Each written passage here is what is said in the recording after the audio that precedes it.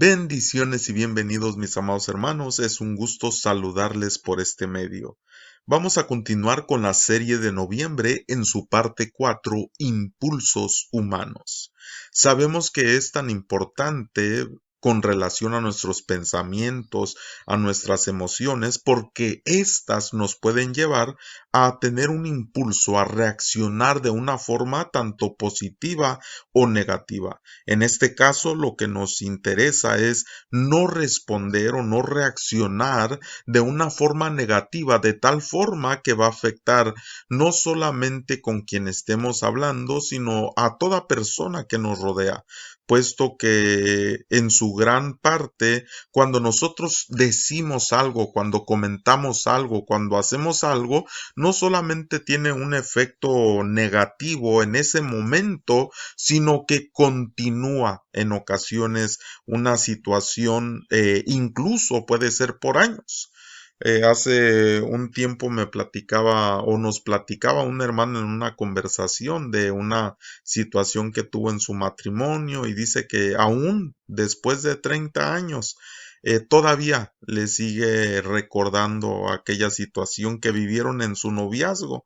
Y digo, qué tremendo cuando nosotros, impulsados por una mala reacción, por algún sentimiento, alguna emoción, algún pensamiento, dañamos, lastimamos o algo a alguien o simplemente por un comentario negativo, ¿verdad? Que en ocasiones no lo podemos frenar y hablamos tal vez sin pensar, sin considerar que va a lastimar a una persona y esa persona afectada puede estar así tal vez un día, tal vez unas horas, pero qué tremendo cuando ya son días, cuando ya son semanas, incluso cuando son años y la persona sigue con ese daño en su alma, con esa herida en su corazón y le es difícil entregar esa área. Y puede ser incluso que la persona que hizo algún tipo de comentario que dañó, pues que no lo haya hecho ni intencionalmente. En ocasiones es por razones de nuestra perspectiva de las cosas, de la forma de ver, y más cuando una persona ya está lastimada, cuando una persona ya está dañada y se hace un comentario, la persona como está ya en sus sentimientos, en sus emociones, en sus pensamientos, a la defensiva, pues todo lo toma de una manera que le está atacando, de una manera que están diciendo eso por esa misma persona. Entonces nosotros como seres humanos que todos los días vivimos este tipo de emociones, de este tipo de pensamientos, hay una guerra tremenda en nuestra vida y quiero decir como pastor a través de los años que creo es una de las batallas más terribles que nosotros podamos tener, porque cuando hay una confrontación de poderes llega un momento en el que uno puede derrotar aquello. Con la tentación, con otras cuestiones, ¿no? Pero internamente, esa batalla interna creo que es la más terrible que puede existir. Cuando una persona se convence en sí mismo de cierta cosa, así será esa persona. Por más que le quieran cambiar su mentalidad, por más que quieran cambiar su forma de ver las cosas, si está convencida en sí misma de que así son las cosas, de que esas cosas son como dice o como piensa, no habrá forma de cambiar a tal persona. Por eso el consejo de la palabra del Señor, el consejo de el apóstol Pablo también dando obviamente por el Espíritu Santo, pues que dice que debemos de no conformarnos a este mundo, porque este mundo de una forma u otra pues tiene cierta influencia sobre nosotros con relación a cómo pensamos, a cómo actuamos, a cómo vestimos, a todo tipo de cosas. Pero nosotros debemos de renovarnos en nuestro entendimiento, debemos de entregarle a Dios nuestros pensamientos, debemos de entregarle a Dios la forma que nosotros desarrollamos nuestra vida, puesto que si nosotros no lo hacemos, ¿verdad? Como dicen Proverbios también, que cuidemos, guardemos nuestro corazón, porque de él mana la vida. Y no se refiere con corazón a ese órgano vital, ¿verdad? Que está bombeando siempre la sangre a todo nuestro cuerpo, sino que se refiere a lo más profundo de nosotros con relación a la mente y al alma. Entonces es importante saber, como ya estábamos estudiando en las otras partes de esta serie, pues de que el apóstol Santiago nos da este consejo también. Cuando estamos tristes o cuando estamos angustiados, dice, ora, ora, ora, haz oración. ¿Está alguno entre vosotros alegre? Cante alabanzas, porque sabemos que Dios vive en medio de la alabanza y esa alabanza de parte de Dios mismo en nuestro espíritu, porque la misma escritura dice que los verdaderos adoradores tenemos esa alabanza dentro de nuestra vida, esa adoración que se produce en nuestra vida. Y esto es algo que también trabaja nuestras emociones, trabaja nuestros pensamientos, trabaja y modera la forma en que nosotros estamos haciendo las cosas, porque como Dios está en medio de ese momento en el que nosotros nos conectamos por medio de la adoración y de la alabanza con Dios, pues las cosas ocurren, es decir, nuestra mente puede ser transformada, nuestro espíritu es alimentado, nuestra alma es regenerada y es limpiada y las cadenas, ataduras, ligaduras que pueda haber en nuestra alma, en nuestra mente, en nuestras emociones son rotas porque hay mucho poder con relación a la alabanza. Ahora, hay un punto muy importante con relación a esto y es que hay muchos que dicen, por ejemplo, yo he escuchado muchos teólogos, ministros, incluso pastores que dicen es que no debemos de dar mucho tiempo a la alabanza o que no debemos cantar mucho, que no debemos adorar mucho. Eh, Sin embargo, nosotros vemos en la escritura cuántas veces Dios usó ese medio en su pueblo para darles victorias. En la semana pasada estudiábamos acerca de eso, de cómo en una confrontación que tuvo el pueblo, específicamente la tribu de Judá con sus enemigos, solo tuvieron que cantar, que darle la gloria a Dios, que cantar porque bueno es el Señor y para siempre su misericordia. Y dice la escritura, pues sus enemigos se confundieron y se mataron entre ellos mismos, de tal forma que cuando ellos iban marchando y cantando y alabando a Dios, y cuando llegaron al campo de batalla encontraron solo cadáveres, gente muerta, sus enemigos habían sido destruidos y ellos solo llegaron a encontrar un botín, porque dice la escritura que encontraron muchas alhajas, muchas riquezas, que les tomó 3 días en recoger toda esa riqueza. Imagínense qué tremendo, ¿verdad? Porque ellos simplemente le entregaron a Dios esa batalla y le dieron a él la gloria y la alabanza a pesar de la dificultad, a pesar de la batalla a la que se iban a enfrentar, pero porque estaban confiados en quién es su Dios. De tal manera que nos enseña, hermano amado, que también siempre en las situaciones que nosotros tengamos en nuestra vida, cuando hay un impulso para actuar negativamente, para hablar negativamente, mejor adoremos a Dios, mejor alabemos a Dios, mejor entonemos cantos a Dios, porque eso va a causar algo tremendo en el mundo espiritual, tanto como en nuestra alma también como en nuestro espíritu. Incluso llega a tocar los niveles de nuestro cuerpo, como lo vemos también históricamente con la vida de David y Saúl, cuando Saúl estaba siendo atormentado por haberse apartado del Señor. David dice que tomaba el arpa y cuando él tocaba pasaban 3 cosas en la vida de Saúl. Dice que primeramente tenía alivio, número 2 dice que después de eso él estaba mejor, que era ministrado por estas cosas que estaban ocurriendo cuando David tocaba el arpa. Así que nosotros vemos un poder tremendo en medio de la alabanza. Vemos un poder, hermano, cuando le adoramos a Dios de todo corazón, cuando le cantamos. Ahora, volviendo a eso, a ese comentario que hay pastores que dicen, ¿verdad? Que no debemos de cantar mucho, que no y yo les pregunto, ¿por qué? ¿Por qué no debemos de dar ese tiempo? Y dicen, es que en el Nuevo Testamento, pues no hay muchas porciones en la Escritura como en el Antiguo Testamento, es decir, todos los salmos en el Antiguo Testamento, todas las partes que habla de esos experiencias que tuvo el pueblo de Dios con relación a la alabanza, a momentos que cantaron cuando conquistaron, por ejemplo, Jericó, que solo tuvieron que sonar el shofar y cantar a Dios y gritar y los muros cayeron.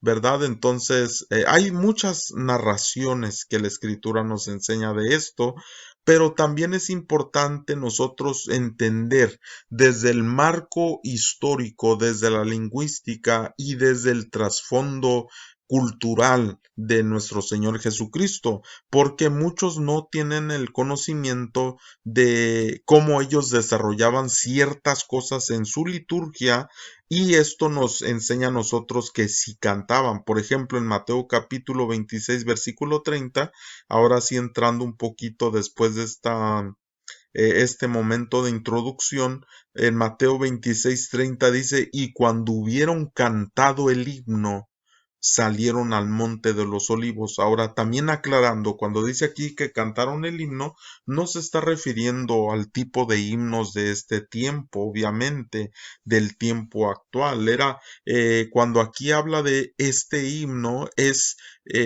parte de la liturgia que desarrollaban en el tiempo antiguo, hablando obviamente del marco histórico y del trasfondo cultural de los judíos, puesto que nuestro Señor Jesucristo es judío, incluso en su venida regresa como judío y sus discípulos también son judíos.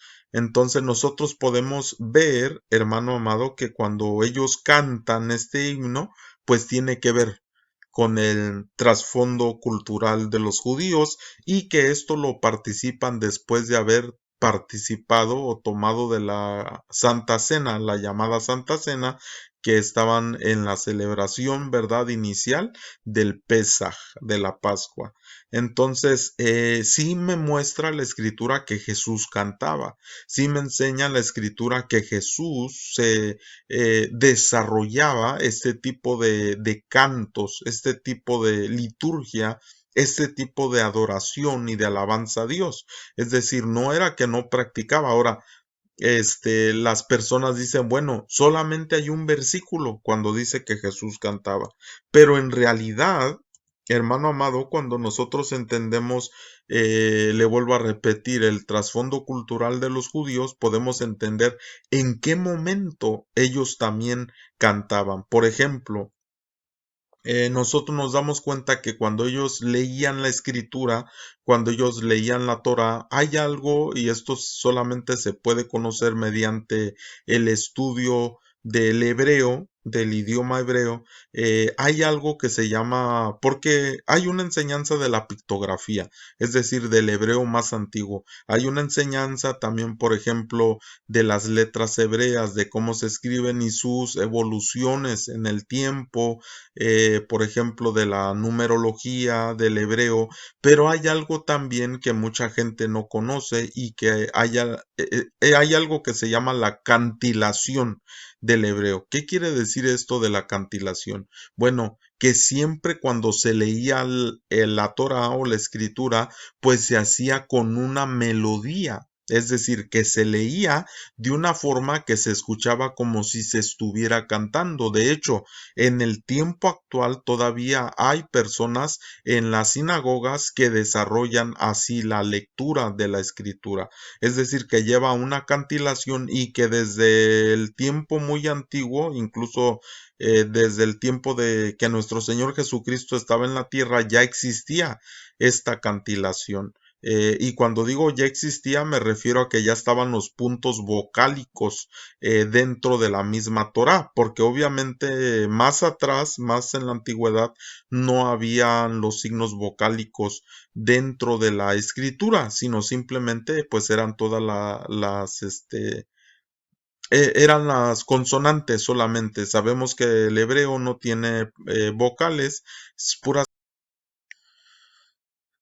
Y la escritura pues nos enseña también proféticamente en Hebreos capítulo 2 versículo 11, refiriéndose a una porción que está en los Salmos, dice, porque el que santifica y los que son santificados de uno son todos, por lo cual no se avergüenza de llamarlos hermanos. Hebreos 2:12 dice, diciendo, anunciaré a mis hermanos tu nombre en medio de la congregación te alabaré. Eso es algo profético, hermano, y esto se puede aplicar incluso a cada día que nosotros nos hemos reunido para alabar al Señor, porque Él está en medio de nosotros. No por lo que dice que cuando dos o tres se congregan en su nombre, porque esa cita está fuera de contexto de lo que está hablando, ¿verdad? Pero sí cuando dice en el Salmo 22:3 que Él habita, que Él vive en medio de la alabanza de su pueblo Israel.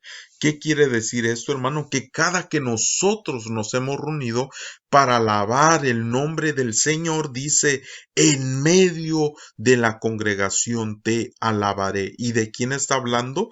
Pues de nuestro Señor Jesucristo, que no se avergüenza de llamarnos hermanos y que dice, Él le dice al Padre, anunciaré a mis hermanos tu nombre.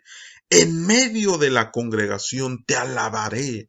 ¿Qué quiere decir esto, hermano? Que siempre cuando nosotros cantamos, adoramos, alabamos a Dios con todo nuestro corazón, incluso nuestro Señor Jesucristo, juntamente con nosotros, está adorando al Padre, está alabando al Padre, está dándole la gloria al Padre, porque esto es algo profético que nuestro Señor Jesucristo habló.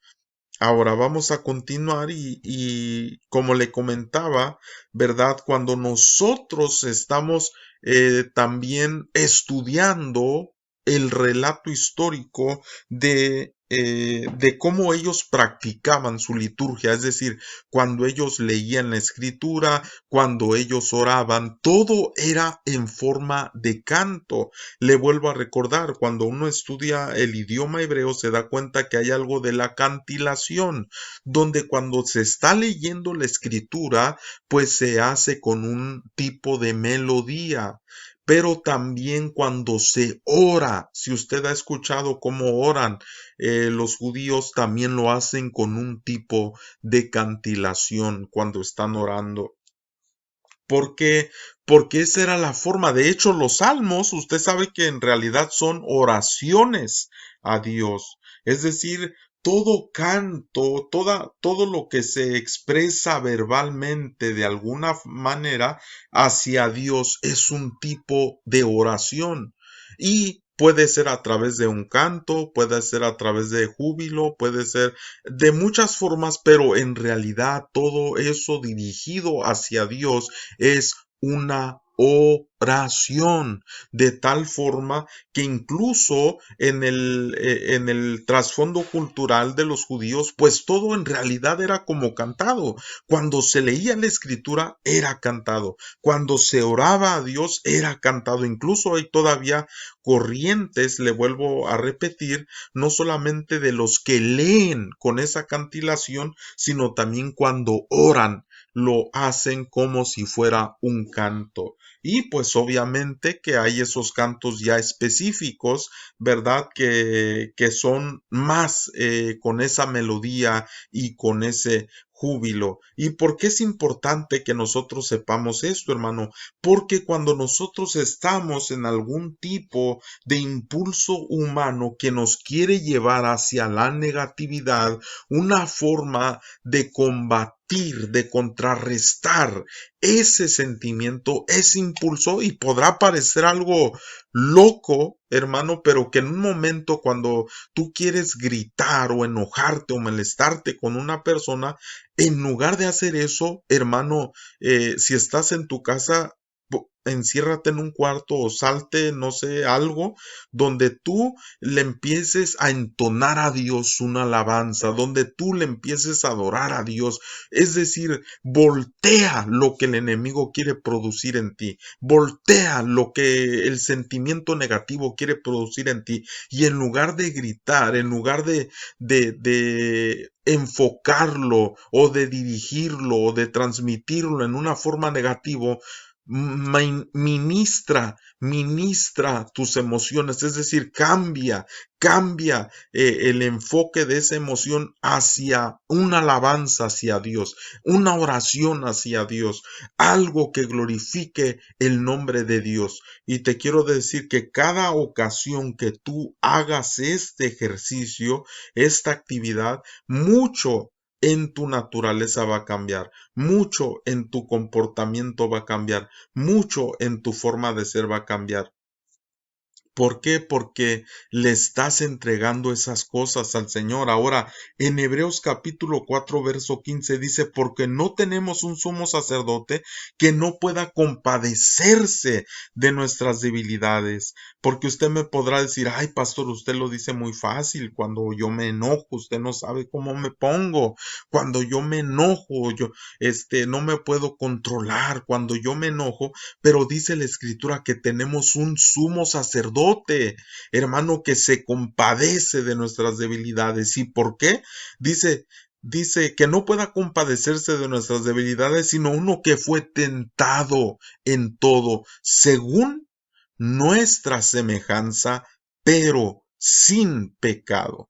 ¿Qué quiere decir, hermano? Que Él conoce. Él sabe cuando entra ese tipo de enojo a nuestro corazón y a nuestra vida. Ahora, no estoy diciendo que sea malo el enojo. Puede haber momentos que haya necesidad de enojarse. Ahora, eso no es lo malo. Lo malo es cuando reaccionamos de una forma que va a afectar negativamente a los que nos rodean. Y no solamente a ellos, sino a nosotros mismos. Porque muchas veces cuando estamos tan molestos, tan airados, estamos sin control, como lo que decía en la primera enseñanza. No podemos controlar y fácil hablamos y fácil decimos, y ya cuando nos tranquilizamos, ya cuando hemos bajado la temperatura de nuestra sangre, pues pensamos en todo lo que dijimos, pensamos en todo lo que gritamos o cómo actuamos, y tal vez nos sentimos tristes porque decimos, híjole, no hubiera hecho eso, estamos arrepentidos en muchas ocasiones de lo que dijimos, estamos arrepentidos de cómo actuamos. Pero nuestro Señor Jesucristo se compadece de nosotros, es decir, cuando estamos en ese preciso momento donde estamos siendo tentados a lastimar a alguien, Él, hermano, puede compadecerse de nosotros, ayudarnos en ese momento. Por eso dice en Hebreos 4:16, acerquémonos pues confiadamente al trono de la gracia para alcanzar misericordia y hallar gracia para el oportuno socorro. Porque tal vez podamos decir, no, pastor, es que yo no quiero orar, la verdad. Y a veces decimos, es que yo no quiero ser hipócrita, porque la verdad es que a veces se me salen unas palabrotas, pastor, y la verdad, pues no me siento bien delante de Dios. No, pues eso es una artimaña del enemigo, porque mientras no vengamos al trono de la gracia, donde podemos encontrar esa misericordia y hallar esa gracia y ese oportuno socorro, en que con relación a que vamos a ser transformados, a que vamos a ser perdonados, a que si le entregamos nuestra vida al Señor, nuestras emociones, nuestros pensamientos, nuestros sentimientos, podemos ser trabajados por medio de Él, de su Espíritu Santo, para que cambie eso en nuestra vida.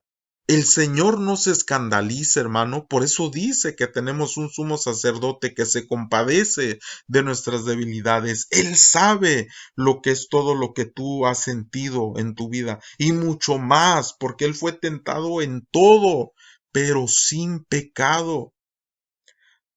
Ahora, Él no te va a juzgar si tú vienes con ese corazón contrito y humillado, si tú le dices, Señor, mira, reconozco, Señor, que he fallado, reconozco que hay cosas en mi vida que tienen que cambiar, reconozco que hay situaciones en mi forma de ser que tienen que cambiar. Pero vengo ante ti, Señor, para pedirte misericordia, vengo ante ti para hallar gracia, vengo ante ti porque necesito ser socorrido por tu misericordia, Señor, por tu gracia, por tu trono, Señor. Y nosotros podemos encontrar en nuestro Padre Celestial, por medio de nuestro Señor Jesucristo, hermano, todas las bendiciones que necesitamos para esto. Por eso yo te invito, mi amado hermano, que nosotros podamos analizar estos impulsos humanos que tenemos. Muchas veces esos impulsos humanos son buenos porque actuamos con positividad, actuamos en beneficio de alguien, actuamos para ayudar a alguien, actuamos para hablar la palabra, actuamos para bendecir a alguien. Eso es bueno. Pero qué terrible cuando nuestros impulsos son negativos, son para lastimar, son para dañar, son para hablar mal de alguien, son para hacer cosas que no son gratas delante de Dios. Pero por eso tenemos la oportunidad de acercarnos delante de Dios y de decirle, Señor, necesito de ti, necesito, Señor, que tú me auxilies, porque esto, hermano, se vive todos los días. No es algo que vivimos de vez en cuando, no. Todos los días, de una forma o de otra, tenemos alguna tentación con relación a nuestros impulsos humanos. Y es fácil dejarse llevar por esos impulsos humanos. Muchas veces, ya cuando hemos cometido un error es que nos damos cuenta.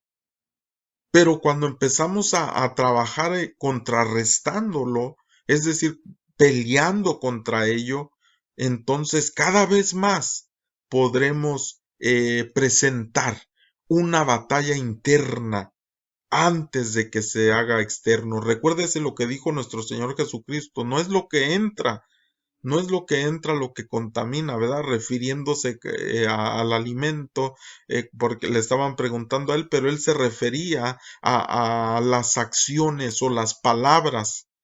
Y dice el Señor Jesús, no es lo que entra lo que contamina al hombre, es lo que sale del corazón, porque muchas veces internamente hay cosas que tenemos que cambiar, hay cosas que le tenemos que entregar al Señor y decirle, Señor, mira, yo sé que por mi capacidad, y cuando digo que tenemos que cambiar, no me refiero a algo que enteramente lo hagamos nosotros, me refiero a que lo entreguemos a Dios para que Él nos dé la fuerza para poder hacer ese cambio necesario en nuestra vida, porque todo procede de Él. Los cambios son porque Él lo hace en nosotros. Pero también nosotros tenemos que entregarlo al Señor. También nosotros tenemos que decirle, Señor, mira, yo reconozco que hay estas cosas en mi vida que están afectando y quiero entregarlas. Por eso, hermano, espero que este pensamiento de la palabra sea de bendición para tu vida, que tú lo puedas compartir, que lo puedas analizar, que puedas hacer una prueba de esto también cada día, esta semana que empieza, que tú puedas trabajar en eso, que lo pongas en práctica. Cuando llegue un momento ante tu vida de alguna frustración que te esté llevando a un mal comportamiento, una mala palabra, una mala acción, que en lugar de enfocarlo hacia eso, lo enfoques hacia una alabanza para Dios y verás cómo Dios hará una obra poderosa en tu vida. Espero que sea de bendición este pensamiento, que Dios me los bendiga grandemente, me los auxilie, los ayude y que tengan una semana llena de muchas bendiciones. Que Dios me los bendiga, mis amados hermanos. Un fuerte abrazo para cada uno de ustedes. Bendiciones.